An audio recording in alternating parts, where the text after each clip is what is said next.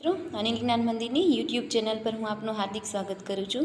આ વિડીયોમાં હું તમને ધોરણ 8માં ગુજરાતી વિષય સમજાવવા જઈ રહી છું.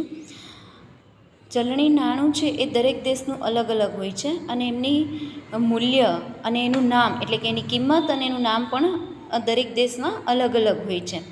તો જેમ કે આપણે જોઈએ તો કે પાઉન્ડ, ડોલર, બરાબર, આ બધા પોતપોતાના દેશના અલગ અલગ નામ હોય છે ચલણી નાણાં માટેના.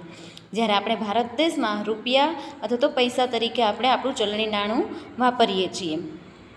તો આપણે રૂપિયા, પૈસા અને એ પહેલાં ભારતમાં બહુ સમય પહેલાંના સમયમાં ચલણી નાણાંને આના તરીકે પણ ઓળખાતું.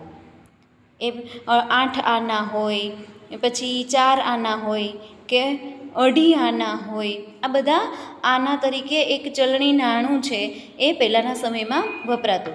તો અહીંયા આપણે એક એવો જ પાઠ છે આપણો 10મો કે 2.5 આના એ આપણે સમજવા જઈ રહ્યા છીએ. પાઠના લેખક છે સ્વામી સચ્ચિદાનંદ. એમનો જન્મ છે ઈસવીસન 1932માં. પાટણ જિલ્લાના સમી તાલુકાનું મુજપુર ગામ એ સ્વામી સચ્ચિદાનંદનું વતન. અહીંયા એમનો જન્મ આપણને 1932માં કીધો અને એમનું વતન ક્યાં છે તો કે સમી તાલુકાનું મુજપુર ગામ એમાં એમનું વતન છે. પણ હાલ તેઓ ક્યાં વસે છે પોતાનો આશ્રમ સ્થાપીને તો કે તેઓ પેટલાદ નજીક ધંતાલી પાસે ભક્તિ નિકેતન આશ્રમ સ્થાપીને લોકકલ્યાણની અનેકવિધ પ્રવૃત્તિઓ કરી રહ્યા છે.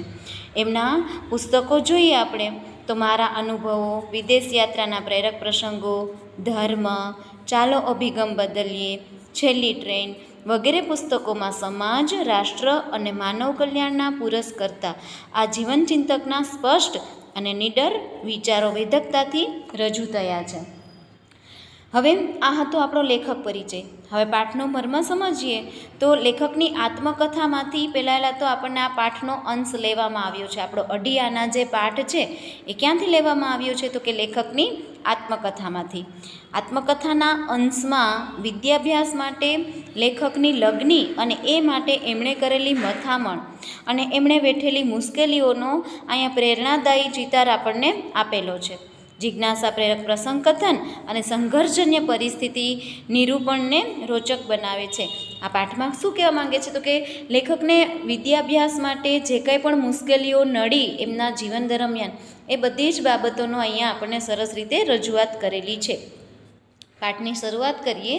બાલ્યકાળમાં મેં પાઠશાળામાં થોડા શ્લોકો તથા રુદ્રી વગેરેનું અધ્યયન કરેલું, પણ વ્યાકરણ વગેરે કશું જાણું નહીં. મને રહીને થયા કરતું કે જો મારે સારી રીતે ધર્મ પ્રસાર કરવો હોય તો સંસ્કૃત વિદ્યા ભણવી જોઈએ.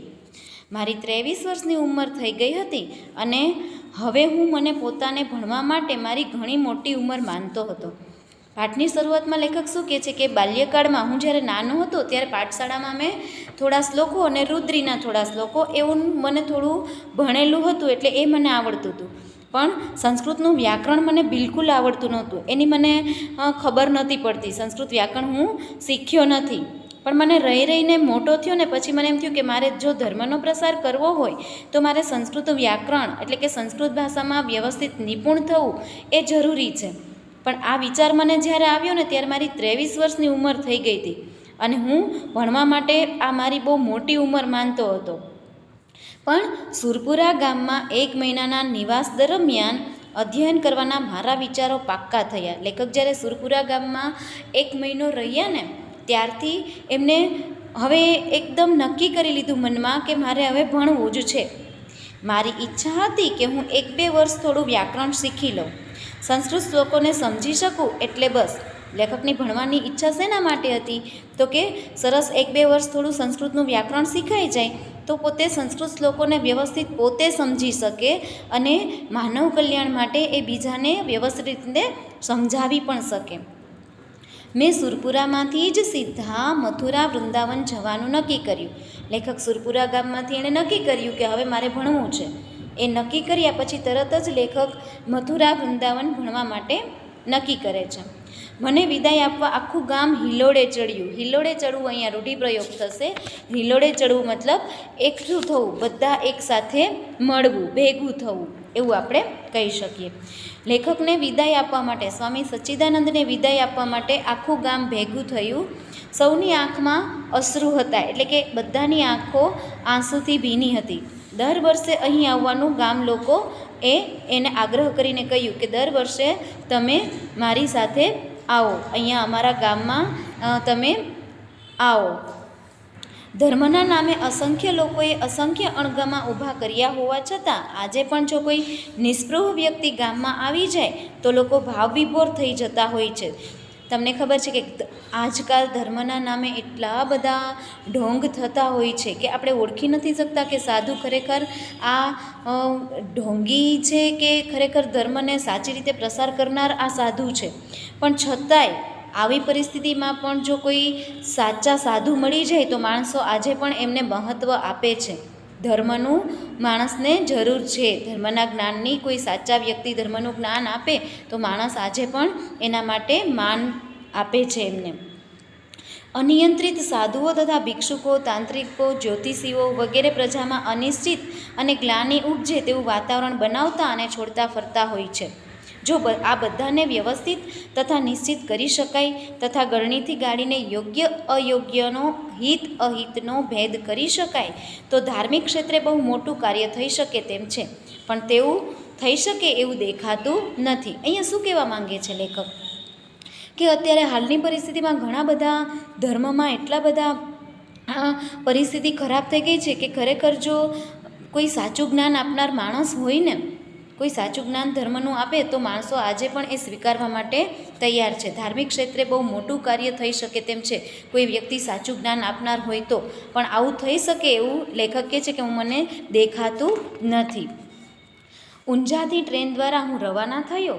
ગામ લોકોએ મને 30 રૂપિયા આગ્રહ કરીને આપ્યા હતા. હવે મને લાગ્યું કે જો મારે અધ્યયન કરવું હોય તો પૈસાની જરૂર પડશે, એટલે એનો સ્પર્શ નહીં કરવાનો મારો નિયમ ચાલી શકશે નહીં. હવે લેખકને પોતાના જીવનમાં નિયમ હતો કે હું ક્યારેય પૈસાને અડીશ નહીં, અથવા તો સંન્યાસી લોકો હોય એને ભૌતિક ચીજ વસ્તુઓનો સ્પર્શ નહીં કરવાનો, એવો ઘણા બધા સંન્યાસી લોકો એવો નિયમ લેતા હોય છે. અહીંયા આપણા સ્વામી સચ્ચિદાનંદ છે જે લેખક છે એમને એવો નિયમ હતો કે હું પૈસાને સ્પર્શ નહીં કરું. પણ હવે જ્યારે પોતે ટ્રેનમાં નીકળે છે ઊંઝાથી મથુરા વૃંદાવન જવા માટે, ત્યારે ગામ લોકો એને 30 રૂપિયા આગ્રહ કરીને આપે છે કે હવે તમારે આ પૈસાની જરૂર પડશે. ત્યારે સ્વામીજીને પણ એવું લાગે છે કે હવે મારે આ નિયમ છોડવો પડશે કે હું પૈસાને નહીં અડું, કારણ કે જો મારે વિદ્યાભ્યાસ કરવો હશે તો મારે ત્યાં રહેવા માટે, જમવા માટે, આ બધા માટે પૈસાની જરૂર પડશે. અને એના માટે મારે હવે મારો નિયમ છે એ છોડી અને મારે પૈસાનો સ્પર્શ કરવો પડશે. અહીંયા સુધી આપણે પાર્ટ 1 આ ચેપ્ટરનો પાઠ આટલો છે એ આપણે સમજીશું. હવે પાર્ટ 2માં હું તમને આગળનો પાઠ છે એ સમજાવીશ.